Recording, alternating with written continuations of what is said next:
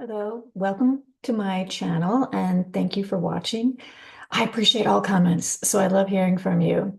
I'm Susan Lyon. I am a fine artist and I'm married to Scott Burdick, who is a fine artist. And we've been painting for almost, I'm almost embarrassed to say how long.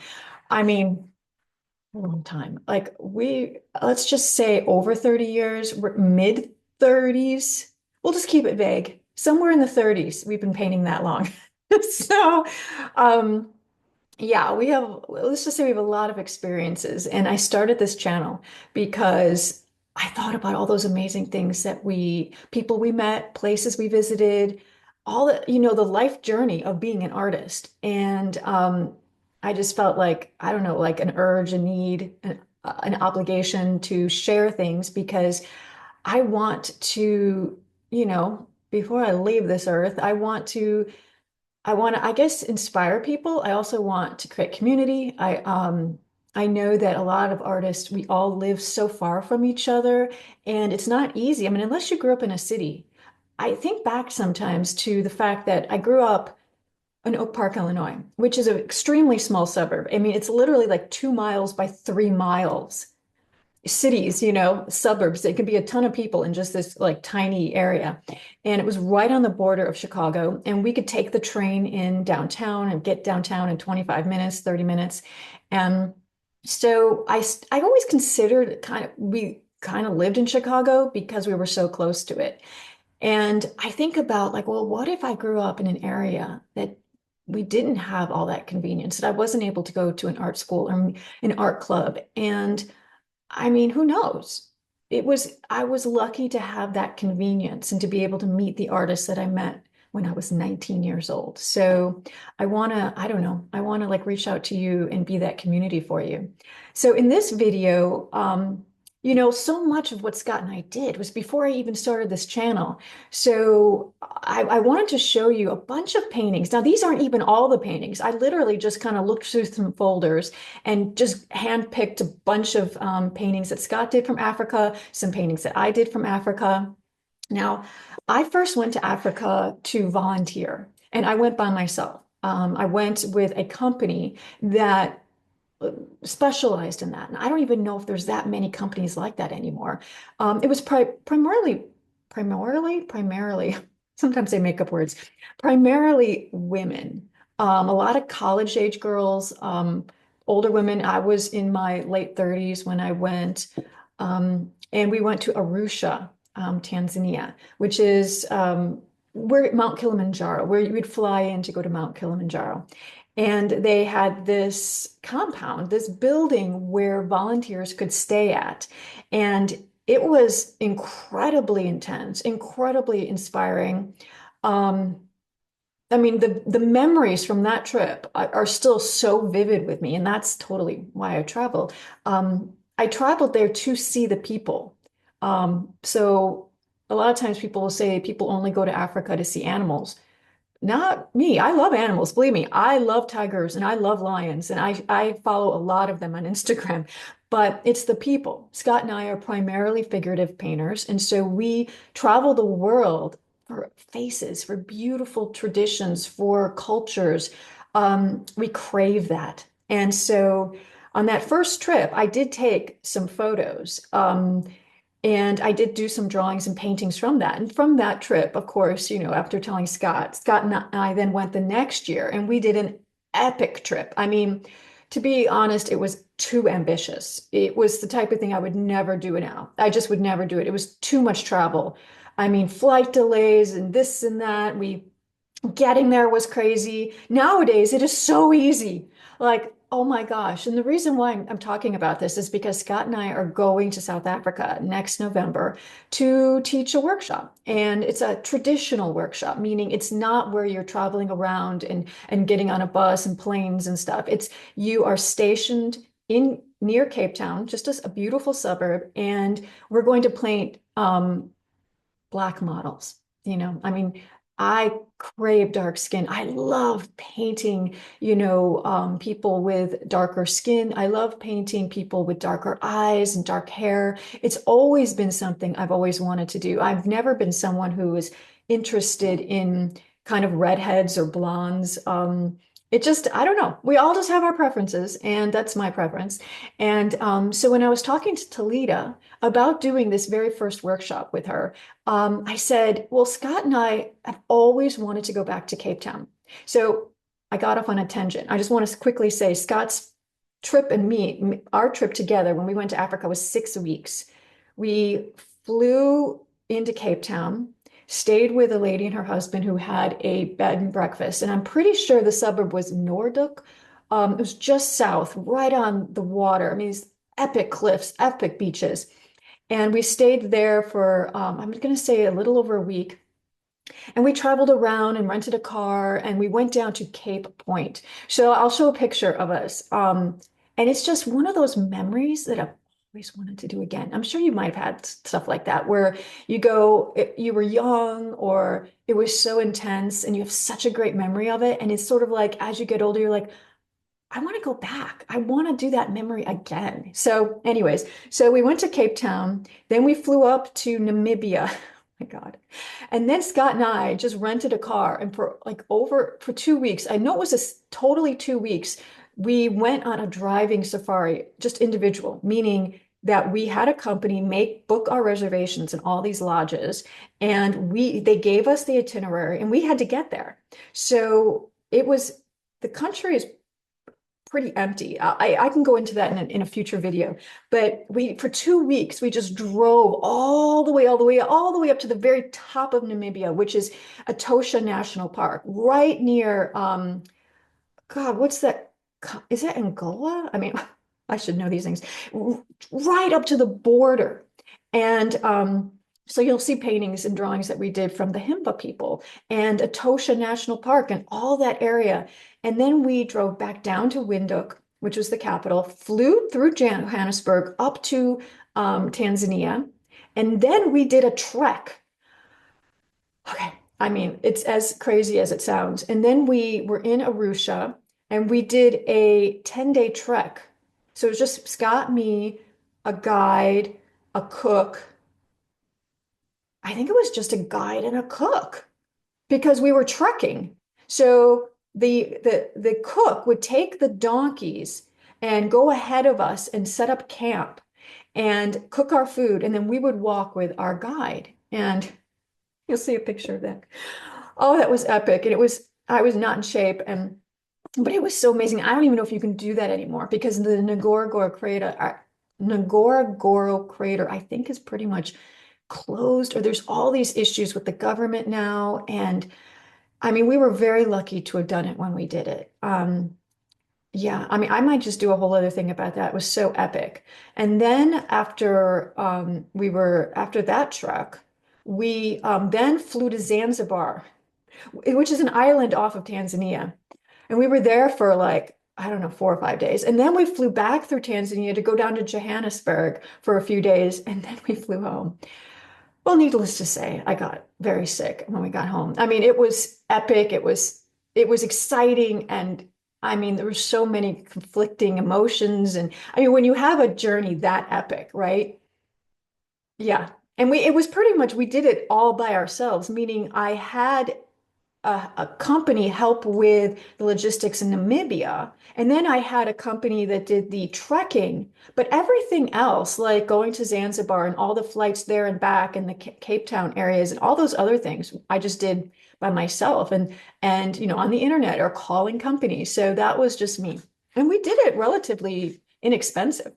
So, we've always wanted to go back to Africa, and we met Talita, and she runs workshops in South Africa. Now, primarily, she is really into high-end safaris, once in a lifetime trips. And I told her, I said, well, Scott and I have always wanted to just kind of go back and maybe do more simpler trips, at least in the beginning. And we also want to show people that it's not scary to go to Cape Town. It's actually paradise. It's so beautiful that you will wonder, why is this place not known more?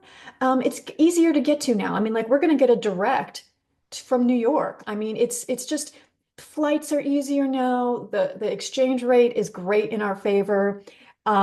Anyway, so we're going to go there a little early, sightsee, and then we're going to do a 5 day class in Stellenbosch, where she lives. It's just right outside Cape Town. Everything's kind of close down there.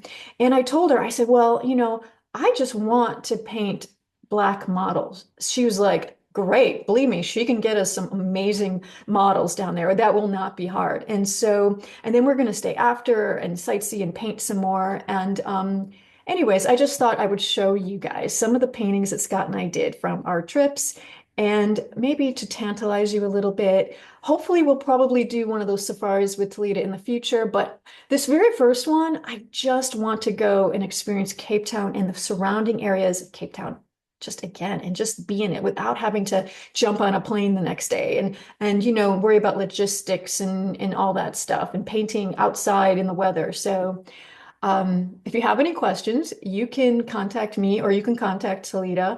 I hope you join us. I made sure that the price was just a regular workshop price, even on the low end, because I know, yeah, you got to buy your tickets to get over there. But so I hope you check it out and I hope you enjoy some of these images and I'll see you later. Bye-bye. Here's a pastel I did from Arusha. And I've kind of interspersed Scott's and mine together, so you'll probably be able to tell the difference between our styles. Here's some Maasai women from our trek, and a photo is coming up of me on the trek, and I think I was like, really? I used to just lie down half the time going, I don't want to go anymore, get me a donkey. I was a total wimp, but it was beautiful. I was into pastels and doing a lot of drawings during this time. And so, just great faces. Now, here's a sketch that Scott did for a larger painting. Now, these are the Himba people dancing for us when we went to go help them. It's a long story, but we helped drive a whole bunch of them to their home after they were picking up some of the clay that they take up on the side of the road to put over their bodies to protect themselves. Now, here is one of Scott's paintings from the Maasai, and they dress up beautifully when they go to the markets. Their finest. The colors and the jewelry was just amazing. Now, this was an interior. Scott went in and talked to a family inside a house, a primitive house on our trek. This is a Maasai man that we met at a market. Oh my gosh, just so beautiful, so elegant. And this is life-size. So some of these paintings, especially some of the paintings that Scott does, are huge. I tend not to paint or draw that big, but I just need to let you know that when you see that big painting, it's impressive. It's Himba children. So yeah, some of the paintings are from Namibia and some of them are from Tanzania. There was an earlier one of a child from a Cape Town, so I forgot to say that. We did get some images of children from Cape Town. This is just one of mine from a market scene in Tanzania. I was really trying to be very abstract with my backgrounds. And then with some of my drawings, I was trying to be very minimalist, trying to experiment with where I wanted to go and using the medium and allowing the medium to sometimes dictate what I did.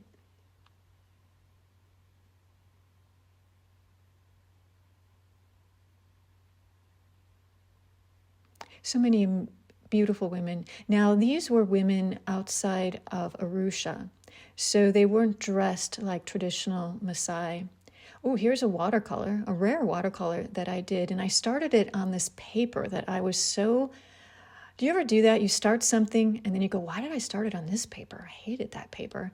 And this is a child, a herder, when we were on our trek. Really, they're nomadic in a way. They're always moving their cows from one place to another, and the children, of course, help. This was a young girl who came to dance for us in our campsite when we were on our trek. And here's some pencils that Scott did when we were in Namibia. Now, I do have photos of Scott actually drawing some of the people from life, and who knows where that was. I've posted photos like that before, but just trying to find things on a spur of the moment was hard.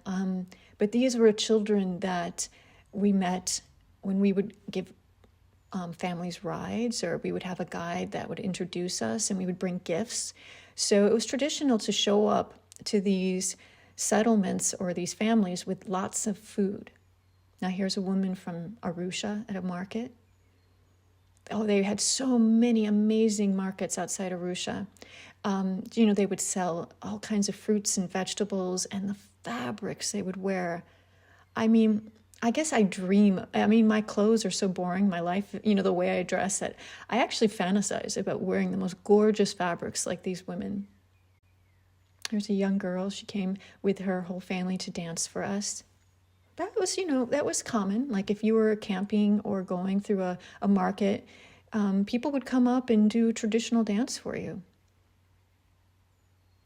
It was such an honor to witness. Half the time I was exhausted out of my mind, but I mean, I could not be more thrilled. These were young children that I met on my first trip when we were at the foot of Kilimanjaro. Just having that trip by myself too was very intense. Whenever you do anything by yourself, it's so memorable. Now these were Maasai women singing for us. This is a close-up. I just happened to find the close-up. I didn't know where the full image. This is a pastel of a young Himba girl, and they wear their braids like that in the front until till the females menstruate, and then they are able to put their braids towards the back of their head. Yeah, gorgeous, gorgeous children. I haven't done that many pieces of people and scenes in a while, in either markets or outdoors. I look back at this and I go, why don't I do those more? And you go through phases. These were a bunch of children we met when the group that I was volunteering with went on a kind of an outing, for fun. And here is a market.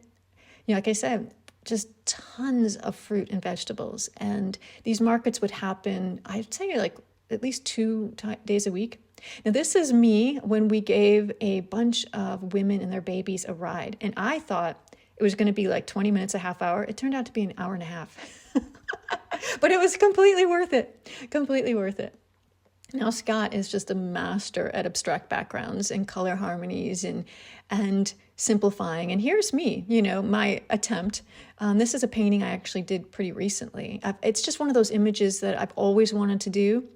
And finally, I got myself to do it. There's still images I want to explore. You just keep those files of inspiration and you might do it 10, 15, 20 years later.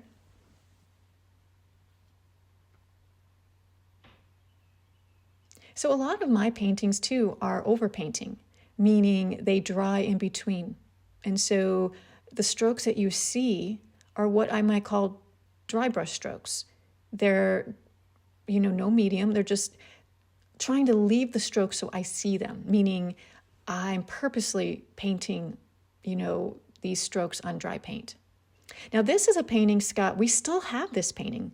Scott still has this. I think he tried to sell it once and it didn't sell. She's holding a baby on her back, so that's the bump. And it was actually a finalist in the Portrait Society.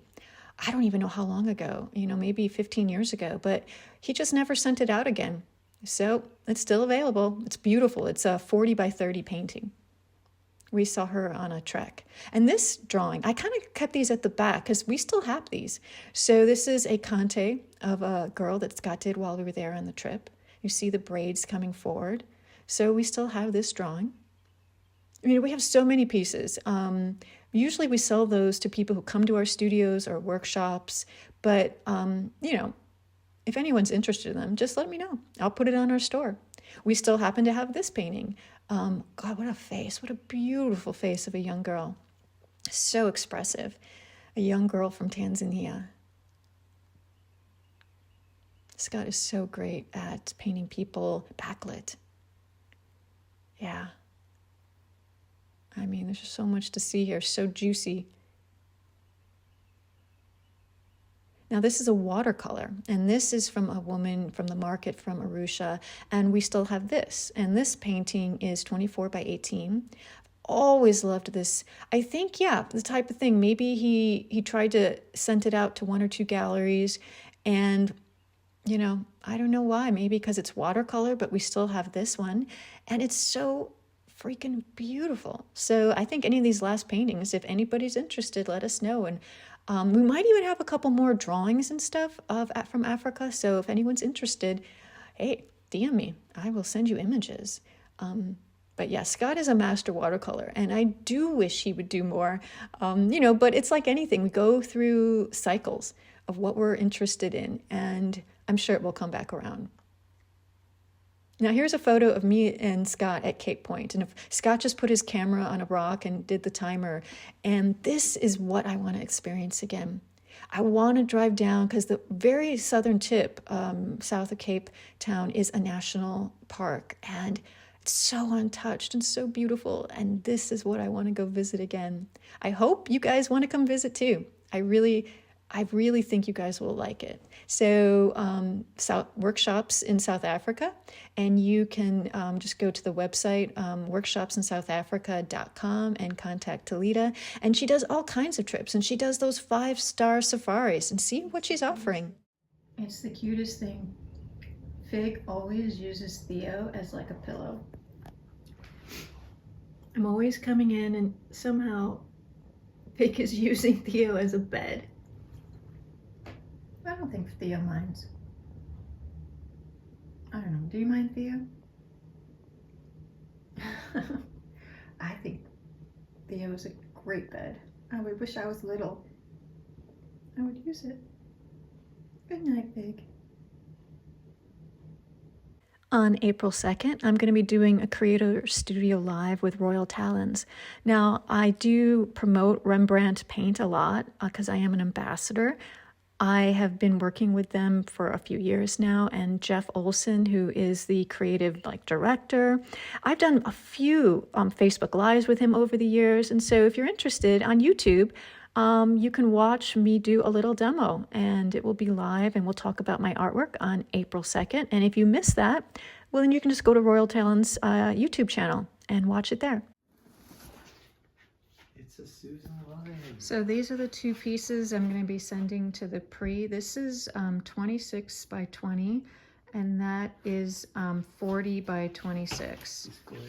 So it's interesting because they both are black and white. Now, this one was done with like white pastel on black paper, and then this one was just done with charcoal on white paper. So it's kind of interesting how they're both very similar, but just different ways of going about it. So Scott is going to be packing these up. This one will go in this box here. So we've been using air float just because they're so easy. Now they are expensive, which means I'll probably make no money, but it's just, I mean, you just have to do what you got to do. And this one I had to cut. That is look big. This one I had to cut down. It's 1 inch. So under. How did you cut it down?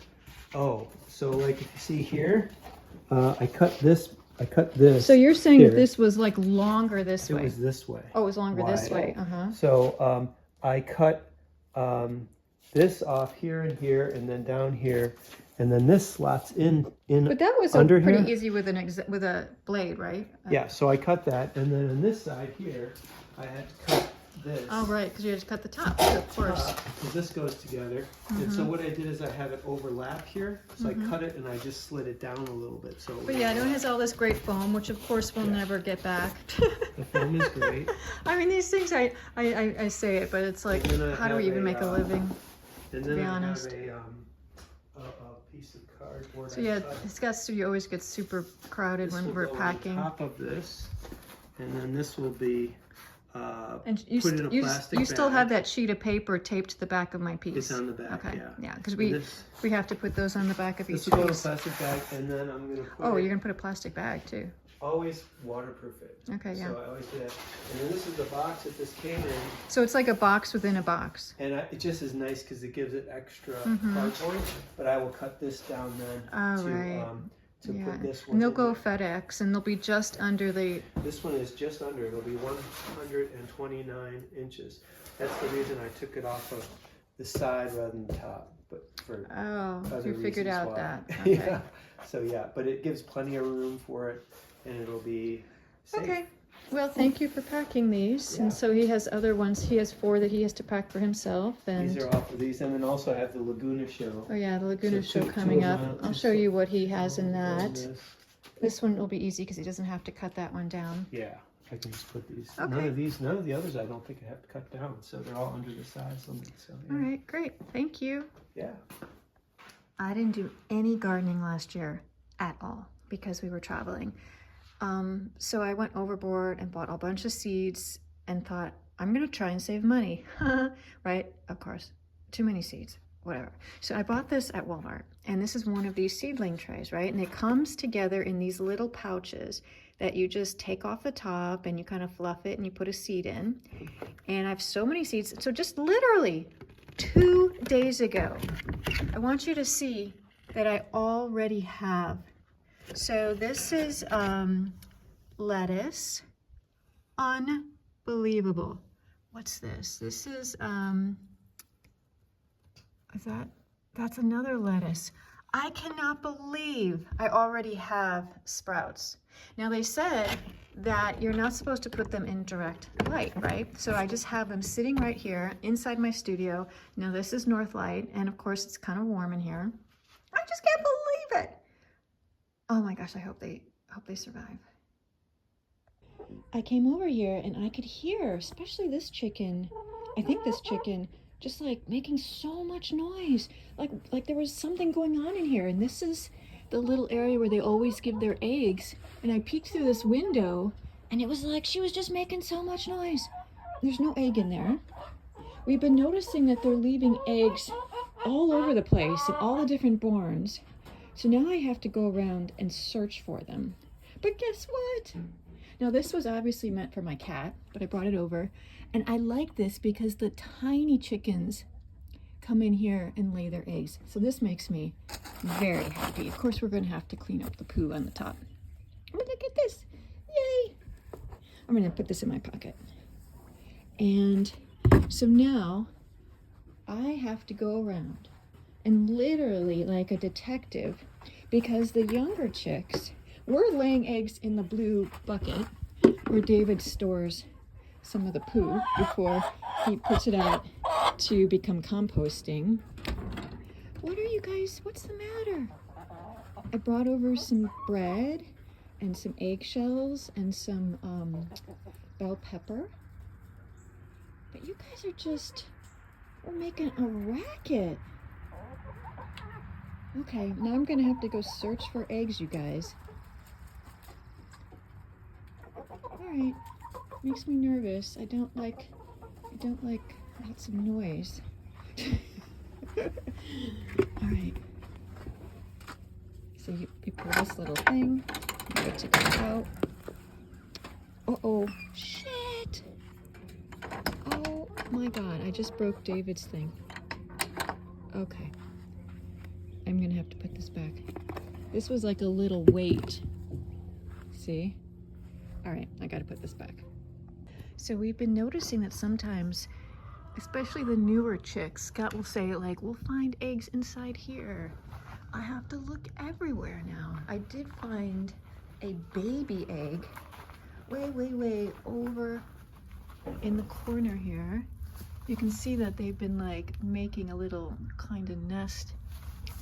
And we have found eggs over in those corners too. And then David said he found a whole bunch even outside this area. So it's like a treasure hunt. You guys wouldn't eat those eggs, would you? No, you wouldn't dare do that. Could you tell me? Could you tell me where they laid them? I mean, this just looks like a perfect area where a chicken would lay an egg. But nope, nothing in there, guys. All right, let's go on the hunt. Where, oh my God, that cracks me up every time that there's a goat in that tub. Okay, let's go. All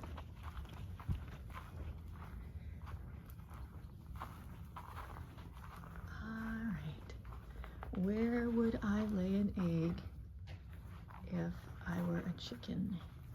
I mean, it looks like that would be perfect. What's this? Okay, nope, not in there.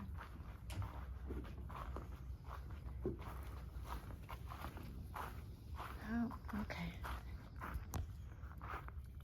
Where?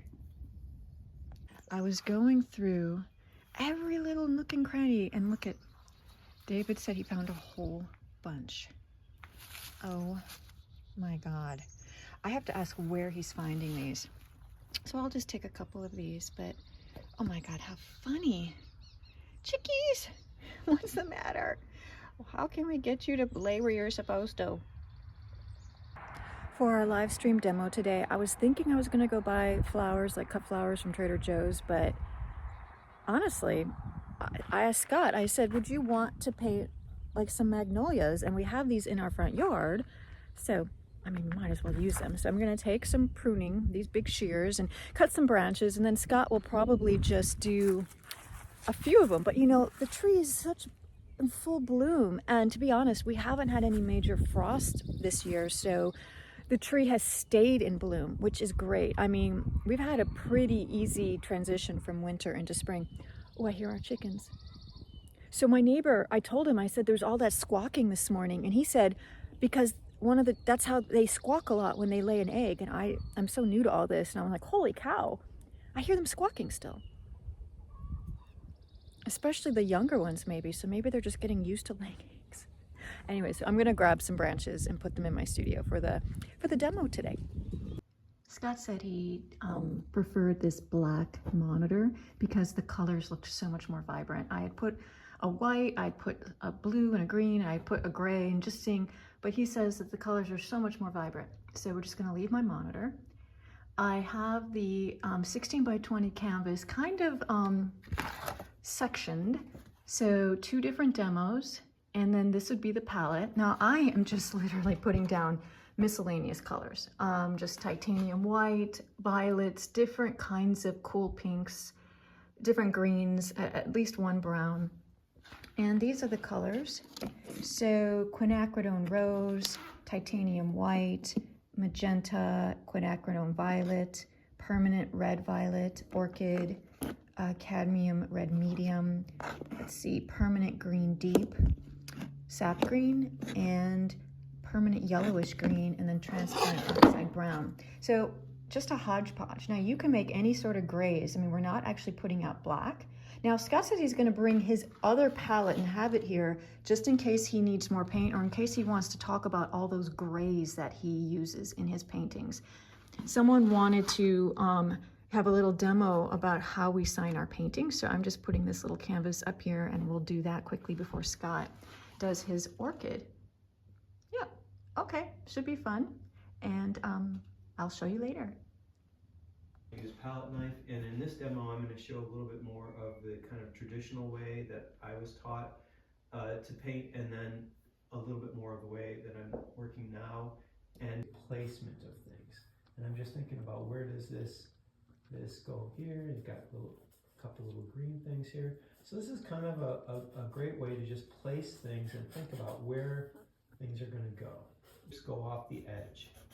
So I think it's a really good lesson to set up a still life bigger than what you're going to paint, because our tendency is to just put the one flower here or one vase here and then have all space all around it. So just getting something down, and then I'll paint around that with the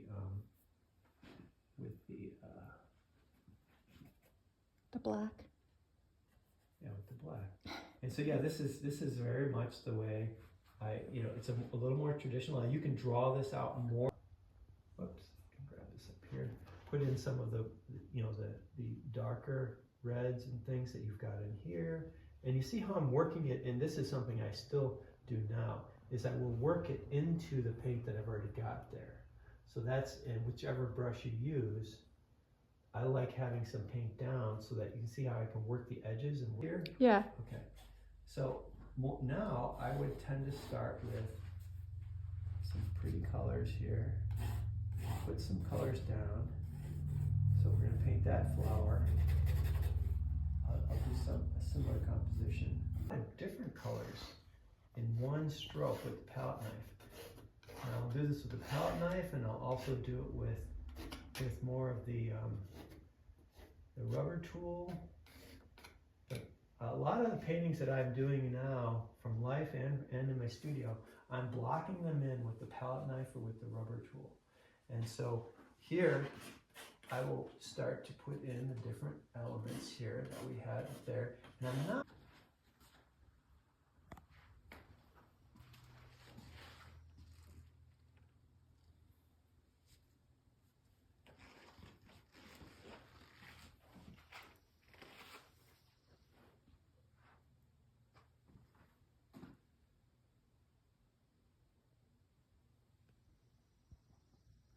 I love hearing the birds. I know. I know it can be awkward using a vertical palette. I think in the future we just you can't have this crutch next to you. I just didn't have all the colors. Well, yeah, no, I'm sorry. I could have put out a lot more colors. I just sort of put those out generically. Yeah.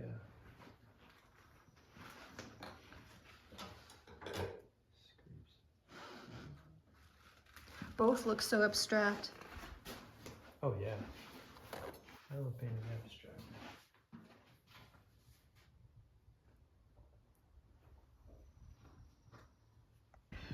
So I am a complete beginner gardener and I just watched some YouTube videos.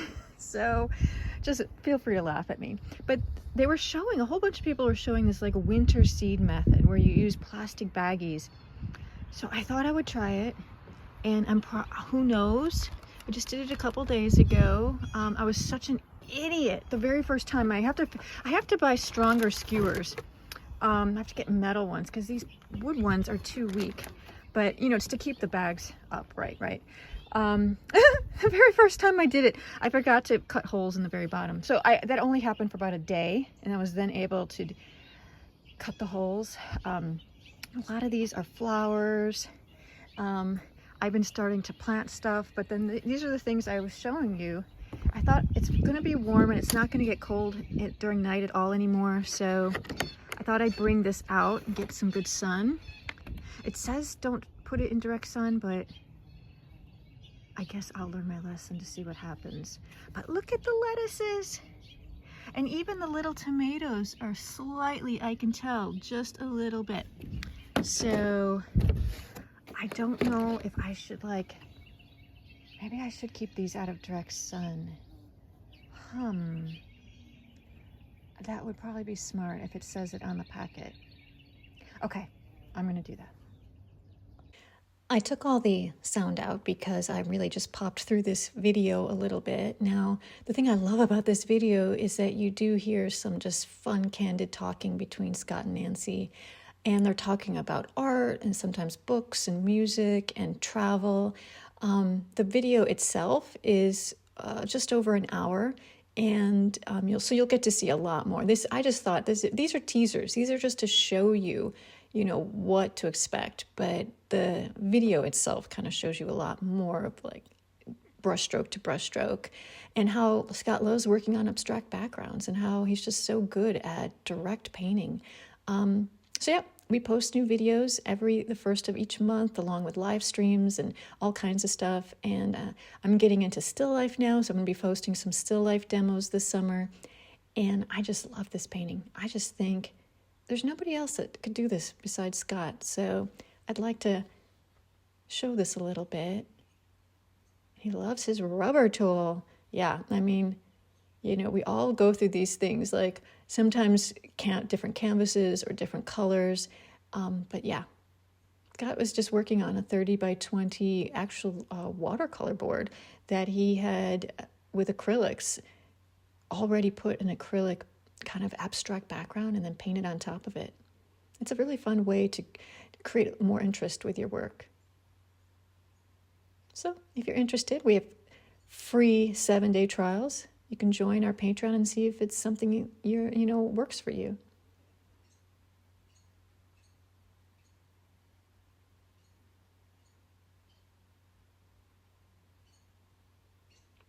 It's always interesting when I edit these videos for Scott because, like anything, watching us paint, you just go, why didn't I not stop earlier? Yep, so it shows you the type of board that he was working on. And this is just what it looks like in his studio. So this painting is available. I don't even think I have this on our store yet. I should put it on our store. So Nancy's studio was a north light studio, and it was a lot of cool light coming in, probably overcast. And so you see the true colors, much warmer. What a great model.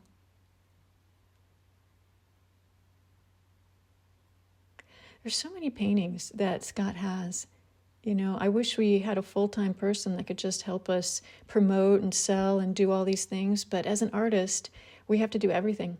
You know, that's why I like to show you guys a lot of, you know, Scott he's starting to now make some frames specific for paintings, you know, because he wants them to be a little more personalized, and the shipping and the photography and all the things that goes behind the scenes.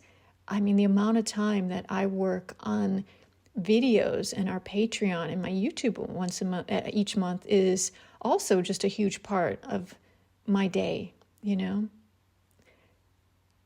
And I guess, you know, all I really have to do is take care of my cats and hopefully weed my garden this year. But, and we have some workshops and things coming up, and we're going to San Antonio at the end of April, and Scott's going to be doing a live demo. So please check out Heinz Fine Art to watch Scott do a demo on Friday night, I think April 27th. Open to the public. You'll get to watch him paint, even if you're not in the class. I think the class is full. If not, there might be one spot, but that's going to be an amazing class. And yeah, if you're near San Antonio, come join us.